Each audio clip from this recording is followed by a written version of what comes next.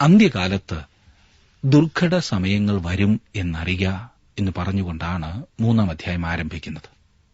എന്നറിയ. തീമത്തിയോസ് അറിഞ്ഞിരിക്കേണ്ട അതിപ്രധാനമായ എന്തോ ആകുന്നു പൌലോസ് ഇവിടെ പറയുന്നത്. എന്താണ് പ്രതീക്ഷിക്കേണ്ടതെന്നും സഭയുടെ ഭാവി എന്താകുന്നു എന്നുമാണ് പൌലോസ് പറയുന്നത്. സംഘടിത സഭയ്ക്ക് ശോഭനമായൊരു ഭാവിയല്ല ഉള്ളത്. സത്യസുവിശേഷം ഇന്നും ആക്രമിക്കപ്പെട്ടുകൊണ്ടാണ് ഇരിക്കുന്നത്. ഇന്നും നാളെയും ഒന്നും അത് തീരുവാൻ പോകുന്നില്ല. അന്ത്യകാലം ഇതൊരു സാങ്കേതിക പദപ്രയോഗമാണ്. പുതിയ നിയമത്തിൽ അനേകം സ്ഥലങ്ങളിൽ ഇത് ഉപയോഗിച്ചിട്ടുണ്ട്. സഭയുടെ ഉൽപ്രാപണത്തിന് തൊട്ടു മുൻപുള്ള അന്ത്യകാലത്തെക്കുറിച്ചാണ് കൂടുതലും ഇത് പറയുന്നത്. പഴയ നിയമത്തിൽ ആവർത്തിച്ചാവർത്തിച്ചു പറഞ്ഞിട്ടുള്ള ഇസ്രായേലിന്റെ അന്ത്യകാലം സഭയുടെ അന്ത്യകാലത്തിൽ നിന്നും വിഭിന്നമാണ്. അന്ത്യകാലത്തെക്കുറിച്ച് പഴയ നിയമത്തിൽ പറഞ്ഞിരിക്കുന്നത് യുഗത്തിന്റെ അവസാനമെന്നും കാലത്തിന്റെ അന്ത്യമെന്നുമൊക്കെയാണ്. ആയത് മഹാപീഡനകാലമാകുന്നു. അതും സഭയുടെ അന്ത്യകാലവും തമ്മിൽ വളരെയേറെ വ്യത്യാസമുണ്ട്. ഞാൻ നേരത്തെ സൂചിപ്പിച്ചതുപോലെ സഭയുടെ അന്ത്യകാലം ഉൾപ്രാപണത്തിന് തൊട്ടു മുൻപുള്ള സമയമാണ്. പൌലോസിന്റെ സമയത്ത് ആരംഭിച്ച വിശ്വാസത്യാഗം തുടർന്നുകൊണ്ടേയിരിക്കും. താൻ പോയതിനു ശേഷം ദുരുപദേഷ്ടാക്കന്മാർ സഭയിൽ പ്രവേശിക്കുമെന്ന് പൌലോസ് എഫെസോസിലെ സഭയ്ക്ക് മുന്നറിയിപ്പ് നൽകി. അവൻ അവരോട് പറഞ്ഞത് അപ്പോസ്തല പ്രവൃത്തികളുടെ പുസ്തകം 20-ാം അധ്യായത്തിന്റെ 29-30 വാക്യങ്ങളിൽ നാം വായിക്കുന്നു. ഞാൻ പോയ ശേഷം ആട്ടിൻകൂട്ടത്തെ ആദരിക്കാത്ത കൊടിയ ചെന്നായ്ക്കൾ നിങ്ങളുടെ ഇടയിൽ കടക്കും എന്ന് ഞാൻ അറിയുന്നു. ശിഷ്യന്മാരെ തങ്ങളുടെ പിന്നാലെ വലിച്ചു കളവാനായി വിപരീതോപദേശം പ്രസ്താവിക്കുന്ന പുരുഷന്മാർ നിങ്ങളുടെ ഇടയിൽ നിന്നും എഴുന്നേൽക്കും. അവർ ദൈവവചനം നൽകുകയില്ല, പിന്നെയോ കൂട്ടത്തെ തെറ്റിച്ചു കളയും. ദുരുപദേഷ്ടാക്കന്മാർ ആടുകളുടെ രോമം കത്രിക്കുകയല്ല, വടിച്ചെടുക്കുകയാണ് ചെയ്യുന്നത്. ആദായമുണ്ടാക്കുക മാത്രമാണ് അവരുടെ ലക്ഷ്യം. ദുർഘട സമയങ്ങൾ വരും എന്ന് പറഞ്ഞാൽ ദുഃഖപൂർണമായതോ അസ്വസ്ഥകൾ നിറഞ്ഞതോ ആയ സമയം വരും എന്നത്രേ. അത് ലോകത്തിന്റെ മാനസാന്തരമായി തോന്നുന്നില്ല, ഇല്ലേ? സഭ 1000 ആണ്ട് വാഴ്ചയെ കൊണ്ടുവരുന്നില്ല, അഥവാ സഭ ലോകത്തെ മുഴുവൻ മാനസാന്തരത്തിലേക്ക് നയിക്കുവാൻ പോകുന്നില്ല എന്ന് ഇവിടെ തോന്നാവുന്നതാണ്. വചനവും അങ്ങനെ പഠിപ്പിക്കുന്നില്ല. അങ്ങനെ ചിന്തിക്കുന്ന അനേകരുണ്ട്. അതിനു പകരം അന്ത്യകാലത്ത് എന്താണ് സംഭവിക്കുവാൻ പോകുന്നതെന്ന് ശ്രദ്ധിച്ചാലും അടുത്ത ചില വാക്യങ്ങളിൽ 19 വ്യത്യസ്ത വിവരണങ്ങൾ നൽകിയിട്ടുള്ളത് നമുക്ക് കാണാവുന്നതാണ്. അരോചകമാണെങ്കിലും അത് പഠിച്ചല്ലേ ഒക്കൂ. കാരണം ഇന്ന് സംഭവിച്ചുകൊണ്ടിരിക്കുന്നതിന്റെ ഒന്നാന്തരം ഒരു ചിത്രം വചനത്തിൽ നിന്നും നമുക്ക് ലഭിക്കുന്നതാണ് ഇത്. സഭയുടെ അന്ത്യനാളുകളിലേക്കാണ് നാം നീങ്ങിക്കൊണ്ടിരിക്കുന്നത് എന്നത്ര ഞാൻ വിശ്വസിക്കുന്നത്. ഞാൻ അങ്ങനെ പറയുന്നതിന് കാരണം ഈ വാക്യങ്ങളിൽ പറഞ്ഞിരിക്കുന്ന കാര്യങ്ങൾ ഇന്ന് കണ്ടുകൊണ്ടിരിക്കുന്നു എന്നുള്ളതാണ്. ഓരോന്നും എടുത്ത് ഒന്ന് പരിശോധിച്ചു നോക്കൂ. ഈ ഭാഗത്ത് പറഞ്ഞിരിക്കുന്ന ദുർഘട സമയത്ത് തന്നെയാണ് നാം ഇപ്പോൾ ജീവിക്കുന്നത് എന്നാണ് ഞാൻ വിശ്വസിക്കുന്നത്. ഇങ്ങനെ എത്ര നാൾ പോകും എന്നെനിക്കറിയില്ല. എന്നാൽ ഇത് കൂടുതൽ കൂടുതൽ മോശമാകുക മാത്രമേ ഉള്ളൂ, നന്നാകുവാൻ പോകുന്നില്ല എന്ന കാര്യം ഉറപ്പാണ്. അതുകൊണ്ട് ഈ ഭാഗം നാം ശ്രദ്ധിച്ചു പഠിക്കുമ്പോൾ നമുക്ക് ഇന്നത്തെ കാലത്തെക്കുറിച്ച് വിലയിരുത്തുവാൻ സാധിക്കും എന്നോർക്കണം. ഞാനൊന്ന് വായിക്കാം 2 മുതലുള്ള വാക്യങ്ങൾ. തിമോഥെയോസിന് എഴുതിയ 2-ാം ലേഖനം 3-ാം അധ്യായത്തിന്റെ 2, 3, 4 വാക്യങ്ങൾ ശ്രദ്ധിച്ചാട്ട്. മനുഷ്യർ സ്വസ്നേഹികളും ദ്രവ്യാഗ്രഹികളും വമ്പു പറയുന്നവരും അഹങ്കാരികളും ദൂഷകന്മാരും അമ്മയപ്പന്മാരെ അനുസരിക്കാത്തവരും നന്ദികെട്ടവരും അശുദ്ധരും വാത്സല്യമില്ലാത്തവരും ഇണങ്ങാത്തവരും ഏഷണിക്കാരും അജിതേന്ദ്രിയന്മാരും ഉഗ്രന്മാരും സൽഗുണദ്വേഷികളും ദ്രോഹികളും ധാർഷ്ട്യക്കാരും നിഗളികളുമായി ദൈവപ്രിയമില്ലാതെ ഭോഗപ്രിയരായി. അന്ത്യകാലത്തെക്കുറിച്ച് പറയുവാൻ ഉപയോഗിച്ചിരിക്കുന്ന 19 പ്രയോഗങ്ങളാണ് നാം ഇവിടെ കാണുന്നത്. ഓരോന്നും നമുക്കൊന്ന് നോക്കാം. 1. സ്വസ്നേഹികൾ. നമ്മുടെ ഇന്നത്തെ സംസ്കാരത്തിൽ ഇത് വളരെ ഏറെ പ്രകടമായി കാണുന്നുണ്ട്. ജീവിതത്തിന്റെ എല്ലാ തുറകളിലും ഈ സ്വസ്നേഹികളെ നാം കാണുന്നു. ഞാൻ മറ്റൊരാളെ പുകഴ്ത്തി പറയുന്നതിന് കാരണം അയാൾ എന്നെ പുകഴ്ത്തി പറയുവാനാണ്. ക്രിസ്തീയ സഭയിലെ സ്ഥിതി ഇന്നിതാണെങ്കിൽ മറ്റുള്ളവരുടെ കാര്യം പറയേണ്ടതുണ്ടോ? പേരിനും പെരുമയ്ക്കും വേണ്ടി പണം വാരിക്കോരി ചെലവഴിക്കുന്ന എത്രയെത്ര സുവിശേഷ പ്രസംഗകരാണ് ഇന്നുള്ളത്. ഇവരുടെ ശുശ്രൂഷ കൊണ്ട് ദൈവനാമം മഹത്വപ്പെടുന്നുവോ ഇല്ലയോ എന്ന് ഇവർ ചിന്തിക്കുന്നേയില്ല. സിനിമാ സ്റ്റൈലിൽ ഉള്ള പരസ്യമാണ് എല്ലായിടത്തും ഇന്ന് കൺവെൻഷനുകൾക്കുള്ളത്. 4-ാം അധ്യായത്തിൽ അതിന്റെ 3-ാം വാക്യത്തിൽ നാം കാണുന്നത് ഇവർ കർണരസമാകുമാറ് സംസാരിക്കുമെന്നാണ്. അതായത് മറ്റുള്ളവരിൽ നിന്നും അഭിനന്ദനം ആഗ്രഹിച്ചുകൊണ്ടുള്ള പഠിപ്പീര്. മനുഷ്യർക്കിഷ്ടമുള്ളത് മാത്രം പറയുന്നു. ഓരോരുത്തരും കേൾക്കുവാൻ താൽപര്യപ്പെടുന്നത് മാത്രം. മനുഷ്യർ പാപികളാണെന്നും അവർക്കൊരു രക്ഷകനെ ആവശ്യമുണ്ടെന്നും അവരോട് പറയുകയില്ല. അത് പറഞ്ഞാൽ പാപിയായ മനുഷ്യൻ അഭിനന്ദിക്കുകയില്ലല്ലോ. അതുകൊണ്ട് പറയുന്നത്, നിങ്ങൾ എത്ര നല്ലവരാണ്, നിങ്ങളെപ്പോലെ നല്ലവർ വേറെ ആരുമില്ല, നിങ്ങളുടെ സകല പ്രശ്നങ്ങൾക്കും ഉള്ള മരുന്ന് എന്റെ കയ്യിലുണ്ട്. അതെ, സ്വസ്നേഹം നമ്മുടെ ഇന്നത്തെ സമൂഹത്തിന്റെ പ്രത്യേകതയാകുന്നു എന്നുള്ളത് രസകരമാണ്. ഇന്നത്തേതുപോലെ അത് പ്രകടമായിട്ടുള്ള മറ്റൊരു സമയം ഉണ്ടായിട്ടില്ല. എനിക്ക് തോന്നുന്നു ഉണ്ടാകുകയുമില്ല. സ്വസ്നേഹികൾ. 2-ാമതായി പറയുന്നു ദ്രവ്യാഗ്രഹികൾ. മനുഷ്യർ സ്വസ്നേഹികളായിരിക്കുമെന്ന് പറഞ്ഞിട്ടുടനെ ദ്രവ്യാഗ്രഹത്തെക്കുറിച്ച് പറയുന്നു. അത് രണ്ടും ഒരുമിച്ച് പോകും എന്നുള്ളതാണ് അതിന്റെ പ്രധാന കാരണം. സ്വസ്നേഹികൾ എല്ലായ്പ്പോഴും ദ്രവ്യാഗ്രഹികളായിരിക്കും. പഴയ സ്വഭാവം വളരെയേറെ പണം തനിക്കായി ചെലവഴിക്കുവാൻ ആഗ്രഹിക്കുന്ന ഒന്നാണ് പഴയ മനുഷ്യൻ. എത്ര കിട്ടിയാലും തികയത്തില്ല, എപ്പോഴും പിറുപിറുത്തുകൊണ്ടിരിക്കും. തിമോഥെയോസിന് എഴുതിയ 1-ാം ലേഖനം 6-ാം അധ്യായത്തിന്റെ 10-ാം വാക്യത്തിൽ നാം കണ്ടു, ദ്രവ്യാഗ്രഹം സകലവിധ ദോഷത്തിനും കാരണമല്ലോ എന്ന്. ദ്രവ്യം അഥവാ പണം അതിൽ തന്നെ ദോഷമല്ല.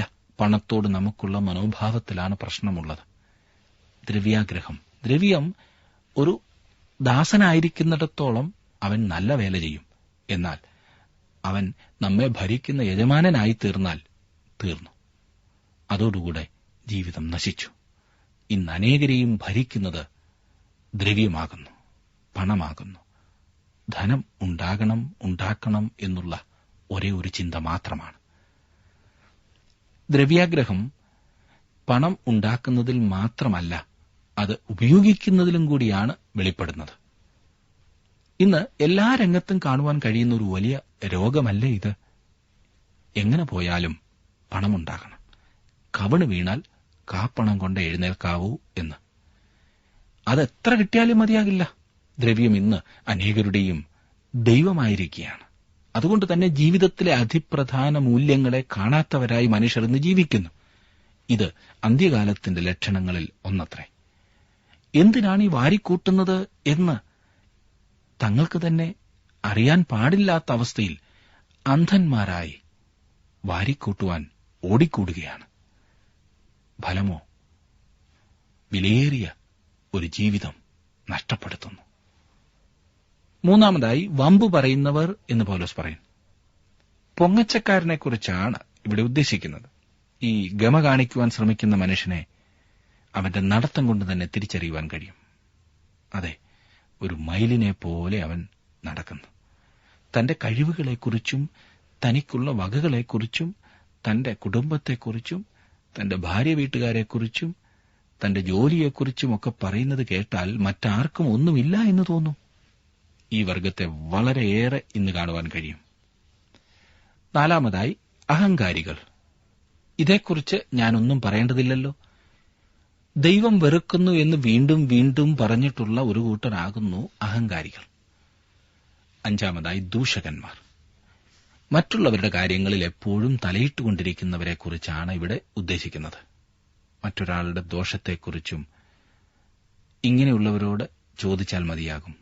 അവരുടെ പ്രധാന പണി തന്നെ അതാണ്, മറ്റുള്ളവരുടെ ദോഷം കണ്ടുപിടിക്കുക. 6-ാമതായി അമ്മയപ്പന്മാരെ അനുസരിക്കാത്തവർ. തീർച്ചയായും ഇത് സ്വയം പ്രകടമാകുന്നതാണ്. ഇന്നത്തെ സമൂഹത്തിന്റെ പ്രത്യേകത അല്ലേ ഇത്? മാതാപിതാക്കളെ വകവയ്ക്കാത്ത കുട്ടികൾ. അമ്മയപ്പന്മാർക്കൊന്നും അറിയില്ല എന്നാണ് കുട്ടികളിൽ അനേകരും കരുതുന്നത്. അമ്മയപ്പന്മാരെ അനുസരിക്കാത്ത തലമുറ നാശത്തിലേക്കാണ് പോയിക്കൊണ്ടിരിക്കുന്നത്. 7, നന്ദി കെട്ടവർ. മറ്റുള്ളവരിൽ നിന്നും പലവിധമായ നന്മ പ്രാപിക്കുന്ന അനേകരും അല്പം പോലും നന്ദി കാണിക്കുവാൻ ശ്രമിക്കാറില്ല. പിന്നെ ദൈവത്തിൽ നിന്ന് ലഭിക്കുന്നവയ്ക്ക് നന്ദി കാണിക്കണമെന്ന് പറഞ്ഞാൽ നടക്കുമോ? ദൈവത്തിൽ നിന്നും പ്രാപിക്കുന്ന 100 നന്മകൾക്ക് നന്ദി കാണിക്കാത്ത മനുഷ്യൻ കൂടുതൽ കൂടുതൽ കിട്ടുവാനുള്ള താൽപര്യം മാത്രമേ അവനുള്ളൂ. അവൻ എപ്പോഴും ദൈവത്തോട് നന്ദിയില്ലാത്തവനായി ജീവിക്കുന്നു. ഇന്നത്തെ മനുഷ്യന്റെ ഒരു പ്രത്യേകതയല്ലേ ഇത്? 8, അശുദ്ധർ. ഈ പറയുന്നവർ തങ്ങളുടെ സംസാരത്തിലും പെരുമാറ്റത്തിലും ദൈവത്തിനെതിരായിട്ടാണ് പ്രവർത്തിക്കുന്നത്. 9, വാത്സല്യമില്ലാത്തവർ എന്ന് പറഞ്ഞാൽ വാസ്തവത്തിൽ അതിന്റെ അർത്ഥം ക്രമവിരുദ്ധമായ ബന്ധങ്ങൾ ഉള്ളവർ എന്നത്രേ. സ്വവർഗരതി സാധാരണ ഒരു പെരുമാറ്റമായി അംഗീകരിച്ചിരിക്കുന്ന ഒരു കാലത്തിലാണ് നാം ജീവിക്കുന്നത്. ഒരു കാലത്ത് നാണക്കേട് പേടിച്ചു വെളിയിൽ പറയുവാൻ മടിച്ചിരുന്ന ഈ വിലക്ഷണ ബന്ധങ്ങൾ ഇന്ന് സംസ്കാര സമ്പന്നതയുടെ തെളിവായിട്ടാണ് അനേകരും കൊട്ടിഘോഷിക്കുന്നത്. സ്വവർഗരതിയെ അംഗീകരിക്കുമ്പോൾ മനുഷ്യവർഗം താഴാവുന്നതിലേക്കും ഏറ്റവും താണ സ്ഥിതിയിലേക്ക് വീഴുകയാണ് ചെയ്യുന്നത്. അവൻ സംസ്കാര സമ്പന്നനാകുകയല്ല, സംസ്കാരശൂന്യനാകുകയാണ്. 10, ഇണങ്ങാത്തവർ എന്ന് പറഞ്ഞിരിക്കുന്നു. എന്ന് പറഞ്ഞാൽ ചേർന്നു പോകുവാൻ ഏറ്റവും അധികം പ്രയാസമുള്ള ആളുകൾ.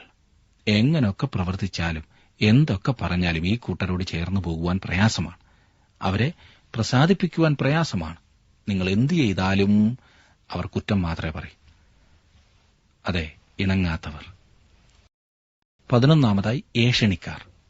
മറ്റുള്ളവരെക്കുറിച്ച് ദോഷം പറഞ്ഞു പരത്തുന്നവർ എന്നാണ് അർത്ഥം. ഇത് ഇന്ന് വർദ്ധിച്ചുകൊണ്ടാണ് ഇരിക്കുന്നത്. 12, അജിതേന്ദ്രിയന്മാർ എന്ന് പറഞ്ഞാൽ സ്വയനിയന്ത്രണമില്ലാത്തവർ എന്നത്രേ. വികാരത്തള്ളലിലാകുന്നു അവരുടെ പ്രവർത്തനം മൊത്തം. മൃഗത്തെക്കാൾ കഷ്ടമായി വികാരത്തിനടിമപ്പെട്ട് കഴിയുന്നവർ, വിവേകശൂന്യരായ മനുഷ്യർ, അജിതേന്ദ്രിയന്മാർ. ഇന്ദ്രിയങ്ങളെ നിയന്ത്രിക്കുവാൻ കഴിയാത്ത മനുഷ്യർ. 13, ഉഗ്രന്മാർ. അതിന്റെ അർത്ഥം കിരാതന്മാർ എന്നത്രേ. നമ്മുടെ പട്ടണങ്ങളിൽ കാണുന്നത് ഇതാണല്ലോ. ഒരുപാട് പരിഷ്കാരമായി സംസ്കാരമായി എന്നൊക്കെ പറയുന്ന വലിയ പല പട്ടണങ്ങളിൽ അധോലോകം എന്ന ഓമനപ്പേരിനാൽ അറിയപ്പെടുന്നത് ഈ കിരാതന്മാരെയാണല്ലോ. പകൽ പോലും പേടിച്ചാണ് മനുഷ്യർ ജീവിക്കുന്നത്. കാരണം ഉഗ്രന്മാർ. ഇന്ന് ഇത് വർദ്ധിച്ചു വരികയാണ്. 14, സൽഗുണ ദ്വേഷികൾ. അതെ, നല്ല കാര്യങ്ങളെ വെറുക്കുന്നവർ. ഇത് വളരെയേറെ പ്രകടമാണല്ലോ. ഏതൊരു നല്ല കാര്യം ചെയ്യുവാൻ തുനിഞ്ഞാലും അതിനെ എതിർക്കുന്ന ചിലരുണ്ട്. സഭയിലായാലും സമൂഹത്തിലായാലും എതിർപ്പ് ഈ കാര്യത്തിൽ വളരെയേറെ കാണുവാൻ കഴിയും. 15, ദ്രോഹികൾ. അതെ, ചതിയന്മാർ. ചില വ്യക്തികളെ വിശ്വസിക്കുവാൻ പ്രയാസമാണ്. അവർ ചതിക്കും. 16, ധാർഷ്ട്യക്കാർ. വീണ്ടു വിചാരമില്ലാത്തവർ എന്നാണ് ഇതിന്റെ അർത്ഥം.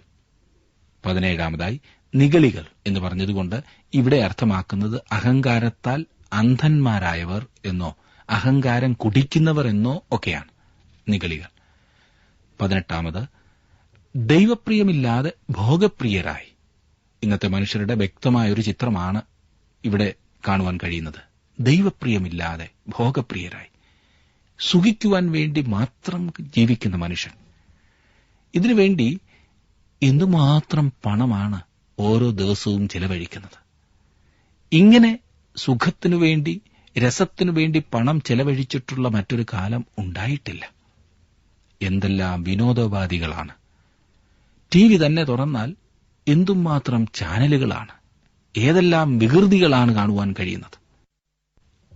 സുഖത്തിനു വേണ്ടിയിട്ടുള്ള മനുഷ്യന്റെ ഓട്ടം, എങ്ങനെങ്കിലും രസിക്കുവാനായി എന്തു വേലയും കാണിച്ച് രസിക്കുവാനായുള്ള തത്രപ്പാട്. 5-ാം വാക്യം നോക്കിക്കാട്ട് അവിടെ 19-ാമത്തെ കാര്യം പറയുന്നു. ഭക്തിയുടെ വേഷം ധരിച്ച് അതിന്റെ ശക്തി ത്യജിക്കുന്നവരുമായിരിക്കും. അങ്ങനെയുള്ളവരെ വിട്ടൊഴിയുക. ഇതുവരെ നാം ചിന്തിച്ചുകൊണ്ടിരുന്ന ലിസ്റ്റിന്റെ അന്ത്യകാല പ്രത്യേകതകളുടെ ഒടുവിലത്തെ കാര്യമാകുന്നു നാം ഇവിടെ കാണുന്നത്. ഭക്തിയുടെ വേഷം ധരിച്ച് അതിന്റെ ശക്തി ത്യജിക്കുന്നവർ. മതത്തിന്റെ ആചാരങ്ങളിലൂടെ അവർ പോകും.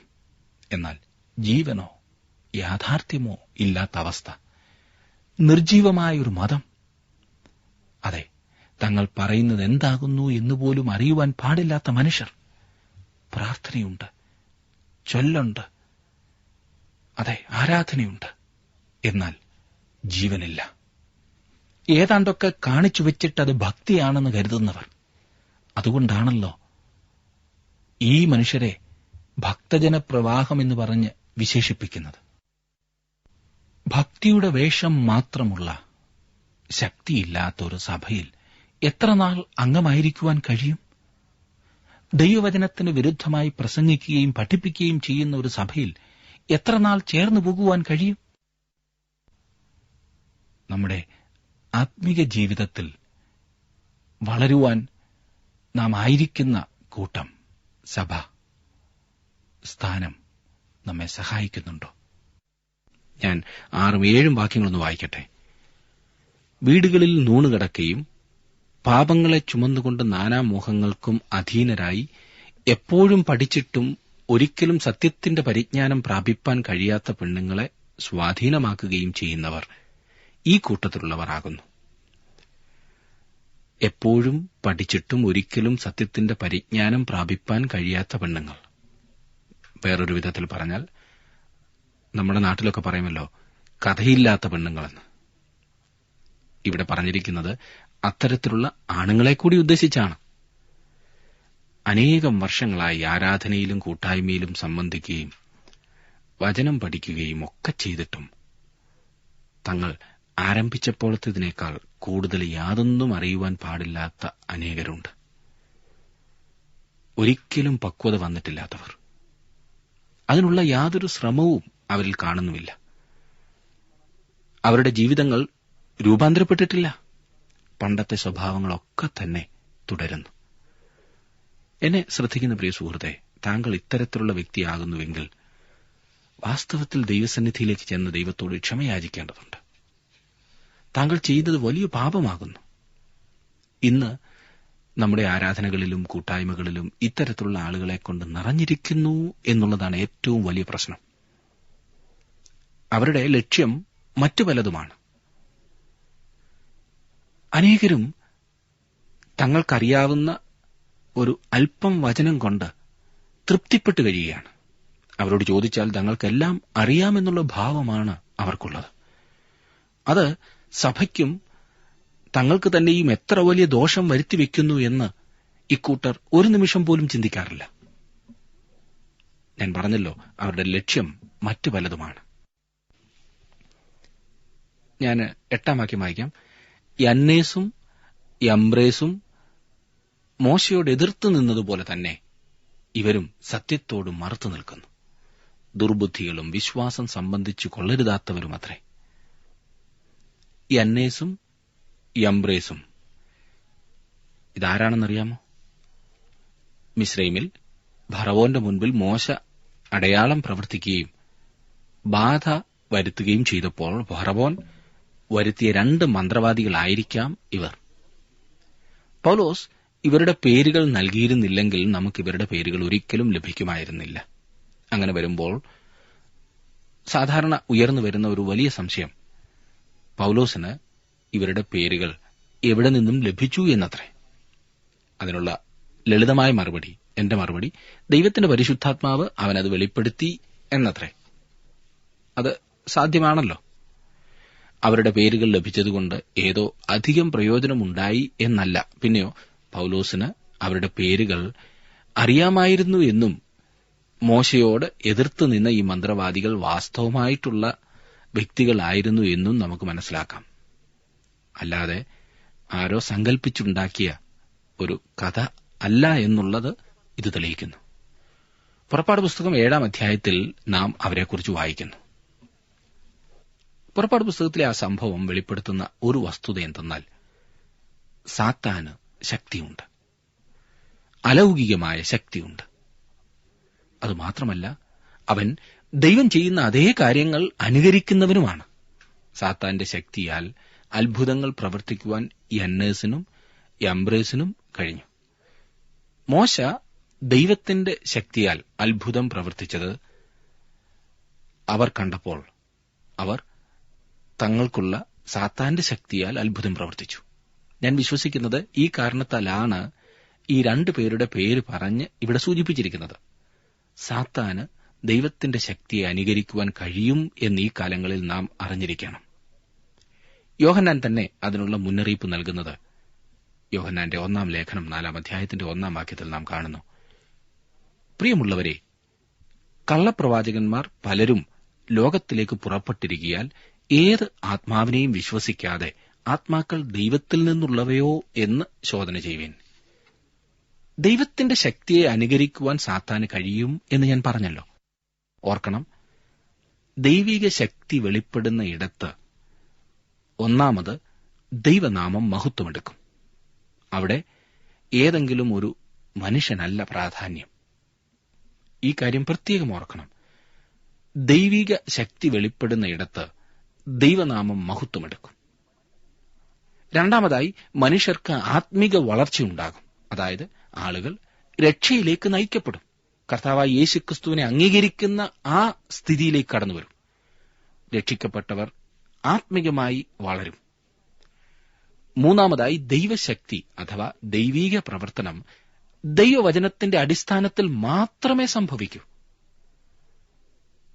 ഈ കാര്യങ്ങൾ നാം പ്രത്യേകം ശ്രദ്ധിക്കേണ്ടവയാണ്. ഇവ മൂന്നും സംഭവിക്കാത്തിടത്ത് നടക്കുന്നത് ദൈവിക ശക്തിയാകുന്നു എന്ന് പറയുവാൻ സാധ്യമല്ല. ഇവയിൽ ഏതെങ്കിലും ഒന്നു മാത്രം സംഭവിച്ചതുകൊണ്ടും അത് ദൈവിക ശക്തിയാകുന്നു, ദൈവിക പ്രവർത്തനമാകുന്നു എന്ന് പറയുവാൻ സാധിക്കില്ല. ഇവ മൂന്നും നടക്കണം. വളരെയേറെ കബളിപ്പിക്കൽ സംഭവിക്കുന്ന ഒരു കാലത്തിലാണ് നാം ജീവിക്കുന്നത് എന്ന് മറക്കരുത്. യേശുവിന്റെ നാമം പറഞ്ഞതുകൊണ്ടോ ഒരു ക്രൂശു മുമ്പിൽ വെച്ചുകൊണ്ട് പ്രാർത്ഥിച്ചതുകൊണ്ടോ ഒക്കെ അത് ദൈവശക്തിയിലാകുന്നു കാര്യങ്ങൾ നടക്കുന്നത് എന്ന് നാം തെറ്റിദ്ധരിക്കരുത്. ഈ കാര്യത്തിൽ നാം വളരെയധികം വിവേചനാശക്തിയോടുകൂടി ചിന്തിക്കുന്നവരാകണം. അതിനുവേണ്ടി ദൈവത്തോട് പ്രാർത്ഥിക്കണം. കർത്താവെ, ആളുകളെ തിരിച്ചറിയുവാൻ അവിടെ നിന്നെ സഹായിക്കണേ എന്ന് പ്രാർത്ഥിക്കണം. കാരണം ഇങ്ങനെയുള്ളവരുടെ കൂട്ടത്തിൽ ചെന്ന് ചാടിയാൽ രക്ഷപ്പെടുവാൻ പ്രയാസമാണ്. പിന്നെ നാം വായിക്കുന്നു, ദുർബുദ്ധികളും വിശ്വാസം സംബന്ധിച്ച് കൊള്ളരുതാത്തവരും അത്രേ. പൗലോസ് പറയുന്നത് ഈ കാലത്തെ മനുഷ്യരും യന്നേസിനെ പോലെയും യംബ്രേസിനെ പോലെയും വഷളായ ഒരു മനസ്സുള്ളവരാകുന്നു എന്നത്രേ. ദുർബുദ്ധികൾ, വിശ്വാസം സംബന്ധിച്ച് കൊള്ളരുതാത്തവർ. പൗലോസിന്റെ ഭാഷ തന്നെ ശ്രദ്ധിച്ചേ. 9-ാം വാക്യത്തിൽ അവർ അധികം മുഴുക്കയില്ല. മേൽപ്പറഞ്ഞവരുടെ ബുദ്ധികേട് എല്ലാവർക്കും വെളിപ്പെട്ടതുപോലെ ഇവരുടെ ബുദ്ധികേടും വെളിപ്പെടും. എത്ര വാസ്തവമാണ്! വലിയ തത്വശാസ്ത്രം പറഞ്ഞ ഓരോരുത്തരും എത്ര പെട്ടെന്നാണ് നശിച്ചതെന്ന് മനസ്സിലാക്കണം. ഇത് നമുക്കൊക്കെ പാഠമാണ്. ഇന്ന് ഭൂതങ്ങളെ സേവിക്കുന്ന അനേകരുണ്ട്. ഇതൊക്കെ സാത്താന്യ ശക്തിയാകുന്നു എന്ന് മറക്കരുത്. ഇതിന്റെ പിൻപേ പോകുന്നവർ അധികം മുഴുക്കയില്ല. കൂടോത്രം ചെയ്യുവാനും ചെയ്യിക്കുവാനുമൊക്കെ ശ്രമിക്കുന്നവർ അതുകൊണ്ട് തന്നെ നശിക്കും. സുഹൃത്തെ, ദൈവശക്തിയിൽ ആശ്രയിക്കേണ്ട